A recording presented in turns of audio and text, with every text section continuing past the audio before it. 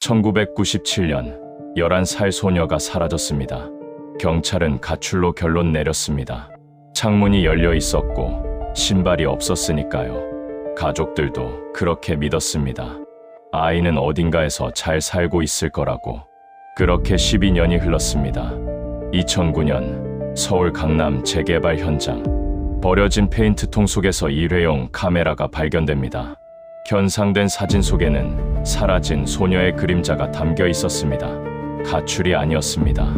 어머니는 경찰에 이렇게 진술했었죠. 자정쯤 아이 방에 갔더니 없었다고. 하지만 사진 속 TV 화면에는 9시 뉴스가 선명하게 찍혀 있었습니다. 3시간의 공백. 어머니는 거짓말을 하고 있었습니다. 그런데 카메라 셔터를 누른 건 어머니가 아니었습니다. 지문 분석 결과 당시 11살이었던 또 다른 아이였습니다. 사람들은 그 아이를 꼬마 무당이라고 불렀죠. 대개 집에 애기 끼었어요. 가장 가까운 사람이 복을 맡고 있어요. 그 말을 믿은 엄마는 자신의 딸에게 손을 댔습니다. 그리고 12년간 누군가는 그 비밀을 돈으로 덮어두고 있었습니다. 강은 입을 다물지 않는다. 이 한 문장이 모든 진실의 열쇠였습니다. 본격적인 이야기를 시작하기 전에 잠시 제 마음을 전하고 싶습니다. 구독과 좋아요는 제게 정말 큰 힘이 됩니다. 지금 어디서 시청하고 계신지 댓글로 남겨주시면 답글로 인사드리겠습니다. 2009년 11월 서울 강남 재개발 현장. 철거반 인부 김종수 씨는 폐기물 더미를 정리하고 있었습니다. 녹슨 페인트 바켓통 하나가 눈에 들어왔습니다. 뚜껑이 테이프로 칭칭 감겨 있었죠. 테이프를 뜯고 통을 기울이는 순간 달그락하는 금속음이 울렸습니다. 통 바닥에서 굴러나온 건 일회용 필름 카메라였습니다. 플라스틱 외관은 누렇게 변색되어 있었고 렌즈엔 페인트 자국이 묻어 있었습니다. 종수 씨는 카메라를 한참 들여다봤습니다. 이런 게 왜 페인트통 안에 있는 거지? 별 생각 없이 주머니에 넣었습니다. 사흘 뒤 사진관 주인에게서 전화가 왔습니다. 손님, 이거 어디서 나온 거예요? 목소리가 떨리고 있었습니다. 경찰에 신고해야 할 것 같아요. 사진관 뒷방. 테이블 위에 24장의 사진이 펼쳐져 있었습니다. 대부분은 초점이 나간 실패작이었습니다. 하지만 19번째 사진에서 종수 씨의 시선이 멈췄습니다. 거울이 찍혀 있었습니다. 그 거울 속엔 보이지 말아야 할 것이 담겨 있었습니다. 어린 소녀의 흐릿한 실루엣. 카메라를 든 사람의 어깨 너머로 비친 아이의 모습. 손목엔 선명한 빨간 실팔찌가 감겨 있었습니다. 사진관 주인이 낮게 말했습니다. 이 팔찌, 12년 전에 실종된 아이가 차고 있던 거예요. 1997년 실종 사건, 11살 소녀 윤다솜. 가출로 종결됐던 사건이 되살아났습니다. 강남경찰서 형사 정도하는 사진들을 살펴보고 있었습니다. 43, 반백의 머리. 미제 사건 전담 15년차 베테랑이었지만 이 사진들 앞에서 표정이 굳어 있었습니다. 20번째 사진. 거울 반사 속 소녀 옆으로 텔레비전 화면이 보였습니다. 9시 뉴스의 시계가 선명하게 찍혀 있었습니다. 1997년 4월, 어머니 박미선은 경찰에 진술했습니다. 자정쯤 아이 방에 갔더니 없었다고. 하지만 사진 속 시계는 9시였습니다. 3시간이나 앞당겨진 시각. 12년간 굳건했던 알리바이가 금이 가기 시작했습니다. 21번째 사진엔 테이블 위 쪽지가 찍혀 있었습니다. 다솜이는 유학 갔어요. 찾지 마세요. 국과수 재감정 결과가 나왔습니다. 이 글씨는 성인 여성 필체입니다. 아이 글씨를 흉내낸 흔적이 역력해요. 정도환은 증거물 보관함에서 낡은 엽서를 꺼냈습니다. 2001년 다솜의 담임에게 배달됐던 것. 발신인 불명. 단 한 줄. 강은 입을 다물지 않는다. 그 의미를 아는 사람은 없었습니다. 하지만 정도환은 이 엽서를 버리지 않았습니다. 언젠가 이 문장이 말을 걸어올 것 같았기 때문이었죠. 카메라 손잡이를 국과수에 분석 의뢰했습니다. 결과가 도착했습니다. 2 사람의 피부 세포가 검출됐습니다. 한 명은 어머니 박미선입니다. 나머지 한 명은요. 서아린, 현재 33살, 1997년 당시 11살. 별명이 있었습니다. 꼬마, 무당. 정도환의 눈이 어두워졌습니다. 그 이름은 사건 파일 어디에도 없었습니다. 하지만 카메라는 기억하고 있었습니다. 두 사람의 손길을, 두 사람의 비밀을. 12년. 진실은 페인트통 속에 갇혀 있었습니다. 누군가는 영원히 묻으려 했겠죠. 하지만 영원히 묻히는 비밀은 없습니다. 벽이 삼킨 게 아니었습니다. 통이 기억하고 있었던 겁니다. 1997년 3월, 서울 강남의 한 아파트. 34살 박미선은 거실 소파에 앉아 창밖을 바라보고 있었습니다. 남편 윤태규는 또 출장이었습니다. 이번 달만 세 번째. 통화도 짧아지고 목소리도 어딘가 딴 곳에 가 있는 것 같았죠. 혹시 다른 여자가 있는 건 아닐까? 생각이 꼬리에 꼬리를 물었습니다. 밤마다 잠을 이루지 못했습니다. 어느 날 같은 동주민 정연희 씨가 말을 건넸습니다. 미선 씨, 요즘 안색이 안 좋아 보여요. 미선은 애써 웃었지만 목소리가 흔들렸습니다. 연희 씨가 목소리를 낮췄습니다. 동네에 신기한 아이가 있어요. 11살인데 사람 속을 꿰뚫어 본대요. 꼬마 무당이라고 불러요. 처음엔 웃어넘겼습니다. 하지만 밤이 깊어질수록 불안은 커졌고 결국 미선은 연락처를 물었습니다. 사흘 뒤 낡은 다세대 주택 앞. 문을 열고 나온 건 작은 체구의 소녀였습니다. 서아린, 눈빛이 깊었고 말투가 어른스러웠습니다. 어서 오세요. 기다리고 있었어요. 약속 시간보다 10분이나 일찍 왔는데 어떻게 기다리고 있었다는 걸까요? 좁은 방 안에는 향 냄새가 가득했습니다. 벽에는 부적이 빼곡히 붙어 있었습니다. 하리는 미선의 손을 잡았습니다. 댁의 집에 애기 끼었어요.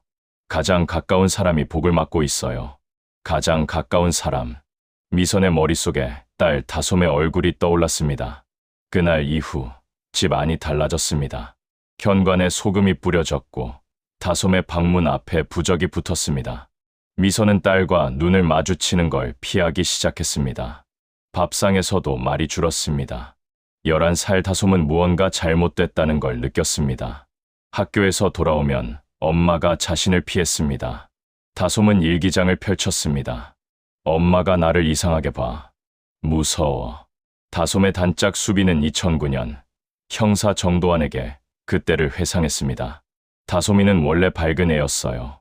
항상 웃고 장난도 많이 치고. 근데 어느 날부터 말이 없어졌어요. 언제부터였냐고 묻자 수빈이 대답했습니다. 3월 말쯤이요. 다솜이가 그랬거든요. 엄마가 방 앞에서 이상한 말을 한다고. 무슨 말이었는지 기억하냐고 묻자 수빈의 표정이 어두워졌습니다. 나가라. 이 집에서 나가라. 그런 말이었대요. 정도환의 손이 멈췄습니다. 미선은 점점 더 자주 할인을 찾아갔습니다. 상담비는 한 번에 30만 원. 할인은 매번 같은 말을 했습니다. 아직 애기 안 풀렸어요. 더 강하게 끊어내야 해요. 4월 7일 다솜은 학교에서 가족 그림을 그렸습니다. 아빠, 엄마, 그리고 자신. 하지만 엄마 얼굴은 까맣게 칠해져 있었습니다. 담임이 물었습니다. 왜 엄마 얼굴을 이렇게 그렸니? 요즘 엄마 얼굴이 잘 안 보여요. 4월 17일 밤 다솜은 일기장 마지막 페이지에 썼습니다. 엄마, 나 무서워. 그래도 엄마 사랑해. 그날 밤 다솜은 사라졌습니다. 경찰은 가출로 결론 내렸습니다. 창문이 열려 있었고 신발이 없었으니까요. 11살 아이가 한밤중에 혼자 어디로 갔다는 걸까요? 정도환은 1997년 조서를 다시 읽었습니다. 박미선의 진술.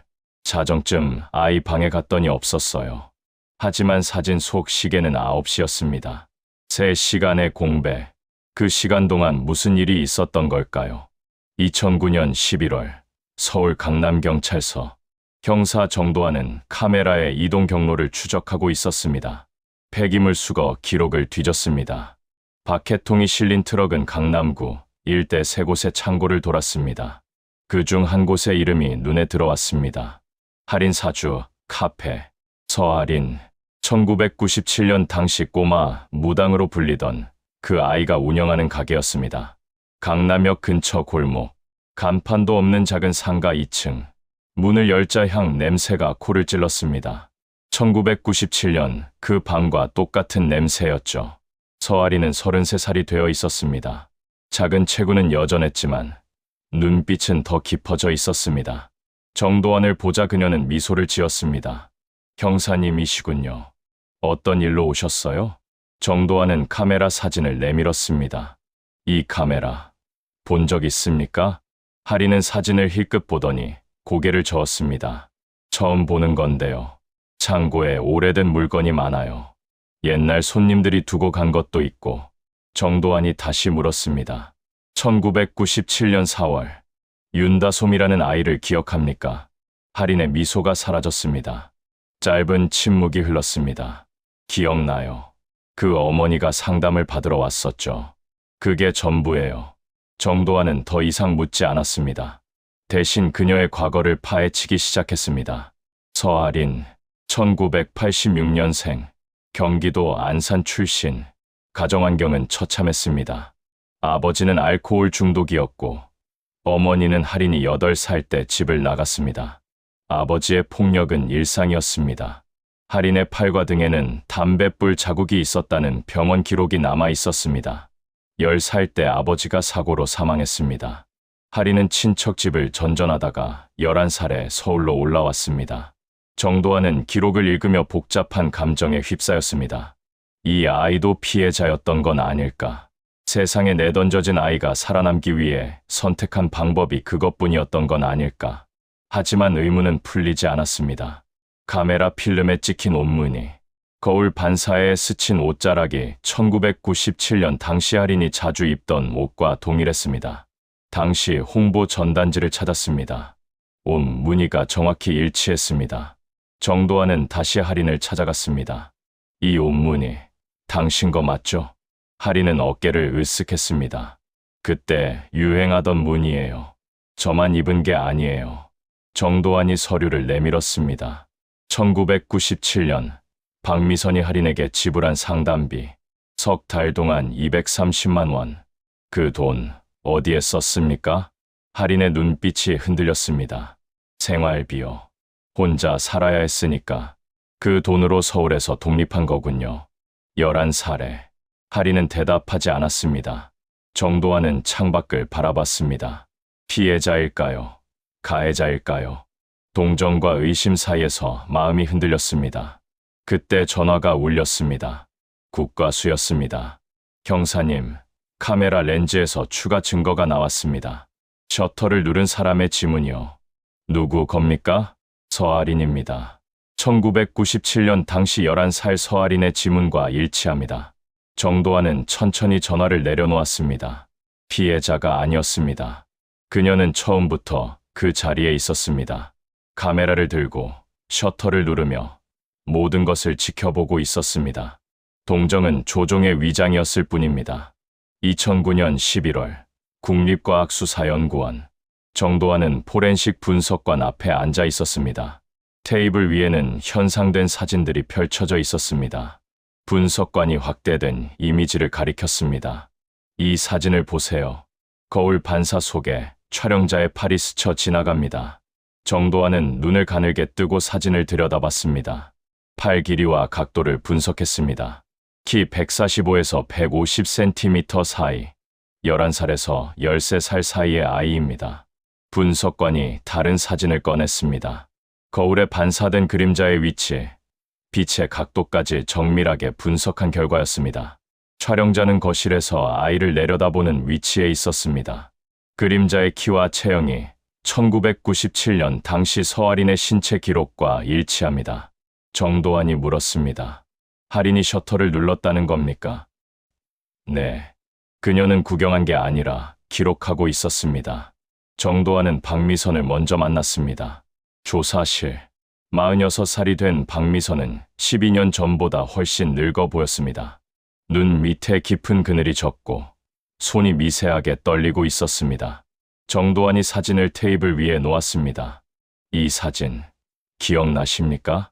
박미선은 사진을 보자마자 얼굴이 하얗게 질렸습니다. 이게 왜 여기 있어요? 없어졌어야 하는데. 정도환이 물었습니다. 누가 없앴어야 합니까? 박미선은 고개를 숙였습니다. 한참 뒤 입을 열었습니다. 그 아이가 시켰어요. 서아린이 내 귀에 속삭였어요. 다솜이를 없애야 복이 돌아온다고. 그래야 남편이 돌아온다고. 눈물이 볼을 타고 흘러내렸습니다. 나는 그 말을 믿었어요. 미쳤던 거예요. 정도환은 다음으로 서아린을 불렀습니다. 하린은 조사실에 들어서며 미소를 지었습니다. 마치 오랜 친구를 만난 것처럼 자연스러운 표정이었습니다. 정도환이 같은 사진을 내밀었습니다. 이 사진, 당신이 찍었죠? 지문이 나왔습니다. 하린의 미소가 조금 굳었습니다. 하지만 곧 다시 부드러운 표정을 되찾았습니다. 그래요. 찍었어요. 그게 어때서요? 어른이 시켜서 찍은 거예요. 나는 그냥 아이였을 뿐이에요. 정도환이 물었습니다. 그럼 누가 다솜이를 해친 겁니까? 하린이 차분하게 말했습니다. 손은 어른이 썼어요. 저는 말만 했을 뿐이에요. 박미선이 소리쳤습니다. 거짓말. 내가 시킨 거잖아. 내가 내 머릿속에 그 생각을 넣은 거라고. 하린이 받아쳤습니다. 선택은 어른이 한 거예요. 저는 11살이었어요. 어른이 아이 말을 믿은 건 어른 책임 아닌가요? 조사실에 무거운 침묵이 흘렀습니다. 정도환은 두 사람을 번갈아 바라봤습니다. 서로를 가해자로 밀어붙이고 있었습니다. 하지만 사진은 거짓말을 하지 않았습니다. 촬영자는 하린. 하지만 사진 속에는 박미선의 손도 찍혀 있었습니다. 두 사람 모두 그 자리에 있었고 두 사람 모두 관여했습니다. 빛이 증언한 건 조종과 실행. 두 사람의 공모였습니다. 정도환은 거울 속에 비친 다솜의 얼굴을 바라봤습니다. 손목에 감긴 빨간 실팔찌. 그 아이는 마지막 순간 무슨 생각을 했을까요? 여러분은 어떻게 생각하시나요? 11살 아이의 말, 믿을 수 있었을까요? 2009년 11월, 서울 강남경찰서. 정도환은 증거물 보관함에서 낡은 엽서를 다시 꺼냈습니다. 2001년, 윤다솜의 담임교사에게 배달됐던 것. 발신인 불명. 단 한 줄. 강은 입을 다물지 않는다. 정도환은 그 문장을 수십 번 읽었습니다. 단순한 협박일까요? 아니면 어떤 암호일까요? 그는 국과수의 엽서 분석을 의뢰했습니다. 결과가 도착했습니다. 잉크는 가정용 프린터가 아니라 업소용 복합기에서 나온 겁니다. 당시 강남 일대에서 이 기종을 사용한 곳은 12군데뿐이었습니다. 그중 한 곳이 눈에 들어왔습니다. 할인 사주, 카페. 정도환은 박미선의 금융 기록을 추적하기 시작했습니다. 1997년 4월 이후 박미선의 통장에서 이상한 패턴이 발견됐습니다. 매달 정해진 날짜에 현금이 인출됐습니다. 50만 원, 때로는 100만 원. 인출 시각과 장소를 대조했습니다. 인출 직전, 매번 탄천 인근 공중전화 부스에서 통화 기록이 있었습니다. 통화 시간은 1분 미만. 누군가가 박미선에게 전화를 걸어 지시를 내린 겁니다. 12년 동안 정도환은 계산해봤습니다. 1997년부터 2009년까지 박미선이 인출한 총액은 약 7천만 원에 달했습니다. 그 돈은 어디로 갔을까요? 정도환은 서아린의 측근을 조사했습니다. 그녀에게는 오래된 조력자가 있었습니다. 사촌 오빠 서진우. 그는 2001년부터 탄천 인근에서 작은 인쇄소를 운영하고 있었습니다. 그리고 그 인쇄소에는 엽서에 사용된 것과 동일한 복합기가 있었습니다. 정도환은 서진우를 불러 조사했습니다. 이 엽서, 당신이 보냈습니까? 서진우는 처음에 부인했습니다. 하지만 지문 감정 결과가 나오자 입을 열었습니다. 하린이가 시켰어요. 담임한테 경고하라고. 혹시 모르니까 입 다물게 하라고. 정도환이 물었습니다. 경고만 했습니까? 서진우는 고개를 숙였습니다. 박미선한테 전화도 했어요. 매달. 돈 안 보내면 경찰에 다 말한다고. 12년간의 협박. 12년간의 침묵 유지비. 정도환은 담임교사를 다시 찾아갔습니다. 그녀는 이미 은퇴해서 경기도 외곽에 살고 있었습니다. 그 엽서 받고 무서웠어요. 누가 보냈는지 몰랐지만 다솜이 일과 관련이 있다는 건 알았어요. 왜 경찰에 신고하지 않았냐고 묻자 담임교사의 눈에 눈물이 고였습니다. 다솜이가 그린 마지막 그림이 생각나서요. 가족 그림인데 엄마 얼굴만 까맣게 칠해져 있었어요. 그때 뭔가 잘못됐다는 걸 느꼈어요. 근데 아무것도 못했어요. 신고했어야 했는데. 정도환은 조용히 고개를 끄덕였습니다. 선생님 잘못이 아닙니다. 그때는 아무도 몰랐으니까요.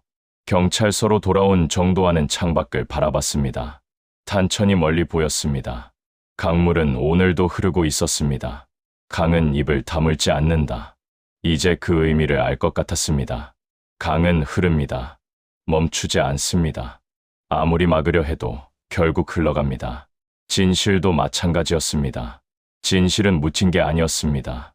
그저 돈 위에 덮여 있었을 뿐이었죠. 2009년 11월 서울 강남경찰서 박미선과 서아린이 나란히 체포됐습니다. 12년 만에 두 사람이 같은 건물 안에 있었습니다. 정도환은 먼저 박미선을 조사실로 불렀습니다. 46살의 박미선. 체포 당시 그녀는 울지 않았습니다. 마치 이 순간을 오래전부터 기다려온 것처럼 담담한 표정이었습니다. 1997년 4월 17일 밤, 무슨 일이 있었습니까? 박미선은 한참 동안 침묵했습니다. 그리고 천천히 입을 열었습니다. 그날 밤, 할인이가 집에 왔어요. 오늘이 좋은 날이라고, 액을 끊을 수 있는 날이라고, 카메라를 가져왔어요. 기록해야 한다고. 박미선의 목소리가 떨리기 시작했습니다. 다솜이를 거실로 불렀어요. 아이는 아무것도 모르고 나왔어요. 잠옷 차림으로. 엄마 왜 불러? 하면서 그녀의 눈에서 눈물이 흘러내렸습니다. 그리고 할인이가 속삭였어요. 지금이에요. 지금 안 하면 영원히 못해요. 정도환이 물었습니다. 그래서 어떻게 했습니까? 내가 했어요. 내 손으로. 하지만 그 아이가 시킨 거예요. 정도환은 다음으로 서아린을 불렀습니다. 33살의 서아린. 여전히 미소를 짓고 있었지만 눈빛은 차갑고 날카로웠습니다. 박미선 씨가 뭐라고 하던가요? 아마 다 제 탓이라고 했겠죠. 정도환이 고개를 끄덕였습니다. 할인이 웃었습니다. 웃음 속에 냉기가 서려 있었습니다. 그 사람 12년 동안 그렇게 살았어요.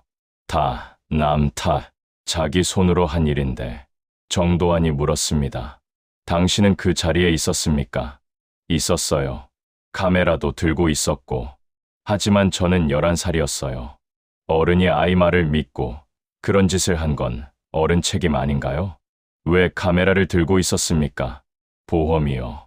나중에 발뺌하면 어떡해요? 증거가 필요했어요. 정도환의 눈이 가늘어졌습니다. 11살짜리가 그런 생각을 했다고요? 할인이 정도환을 똑바로 바라봤습니다. 형사님, 저는 8살 때 엄마가 떠나는 걸 봤어요. 10살 때 아버지가 죽는 걸 봤고요. 세상이 어떻게 돌아가는지 일찍 배웠어요. 정도환은 두 사람을 대질 신문했습니다. 테이블을 사이에 두고 박미선과 할인이 마주 앉았습니다. 박미선이 먼저 소리쳤습니다. 내가 시킨 거잖아. 다솜이를 없애야 복이 온다고 했잖아. 할인이 차분하게 받아쳤습니다. 손은 내가 썼어. 난 말만 했을 뿐이야. 박미선이 테이블을 쳤습니다. 넌 12년 동안 나한테 돈을 뜯어갔어. 할인의 표정이 굳어졌습니다. 그건 내가 비밀을 지켜달라고 한 거야. 난 대가를 받은 것뿐이야. 정도환이 사진을 테이블 위에 놓았습니다. 이 사진이 모든 걸 말해주고 있습니다. 두 분 모두 그 자리에 있었고 두 분 모두 거짓말을 했습니다. 정도환이 조용히 물었습니다. 다솜이는 어디 있습니까? 박미선이 입을 열었습니다. 목소리가 거의 들리지 않았습니다. 탄천이요. 그날 밤. 탄천에. 그런데 한 가지 의문이 남았습니다. 남편 윤태규의 외도는 사실이었을까요? 2010년 2월 서울중앙지방법원. 재판정은 방청객으로 가득 찼습니다. 12년 만에 밝혀진 진실. 언론은 이 사건을 연일 보도했습니다. 꼬마 무당과 어머니의 공모. 사라진 11살 소녀. 피고인석에는 박미선과 서아린이 나란히 앉아 있었습니다. 재판장이 판결문을 읽었습니다. 피고인 박미선. 살인 미사체육이 혐의로 징역 15년을 선고합니다. 박미선은 고개를 숙인 채 아무 말도 하지 않았습니다. 12년간 짊어져온 죄책감이 그녀의 어깨를 짓누르고 있었습니다. 피고인 서아린, 살인교사 및 공갈 혐의로 징역 12년을 선고합니다. 하린은 미소를 지었습니다. 하지만 그 미소는 금세 사라졌습니다. 처음으로 그녀의 눈에 두려움이 스쳤습니다. 재판이 끝난 뒤 정도환은 법원 복도에서 한 남자와 마주쳤습니다. 윤태규, 다솜의 아버지. 그는 12년 전보다 훨씬 늙어 보였습니다. 머리카락은 완전히 새었고 등은 굽어 있었습니다. 형사님, 찾아주셔서 감사합니다. 이제야 다솜이 편히 잘 수 있겠네요. 정도환은 한 가지를 물어봐야 했습니다. 1997년 출장이 잦으셨다고 들었습니다. 혹시 그때 다른 여자가 있었습니까? 윤태규의 눈에 눈물이 고였습니다. 없었어요. 단 한 번도.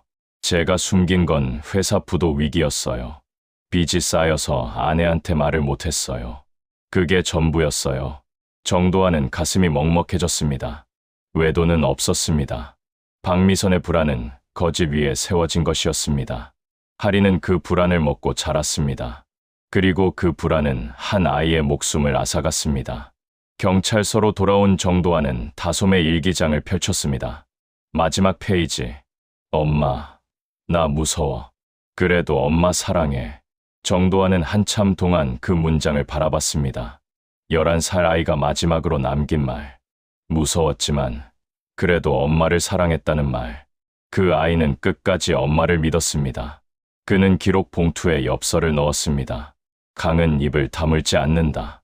이제 그 의미를 완전히 이해했습니다. 강은 흐릅니다. 멈추지 않습니다. 아무리 막으려 해도 진실은 결국 흘러나옵니다. 2009년 12월, 수색대가 탄천 하류를 뒤졌습니다. 차가운 겨울 물속에서 작은 유골이 발견됐습니다. DNA 검사 결과 윤다솜으로 확인됐습니다. 다솜은 집으로 돌아왔습니다. 12년 만에 장례식은 조용히 치러졌습니다. 윤태규 혼자 영정사진 앞에 앉아 있었습니다. 사진 속 다솜은 환하게 웃고 있었습니다. 정도환은 멀리서 그 모습을 지켜봤습니다. 불안은 믿음보다 빠릅니다. 그리고 믿음은 진실보다 위험합니다. 박미선은 남편의 외도를 믿었습니다. 하린의 말을 믿었습니다. 그 믿음은 딸의 목숨을 앗아갔습니다. 정도환은 사건 파일을 덮으며 중얼거렸습니다. 강은 입을 다물지 않는다. 진실은 결국 흘러나온다. 불안은 믿음보다 빠르고 믿음은 진실보다 위험합니다. 다음 피해자는 화면을 보고 있는 당신일지도 모릅니다.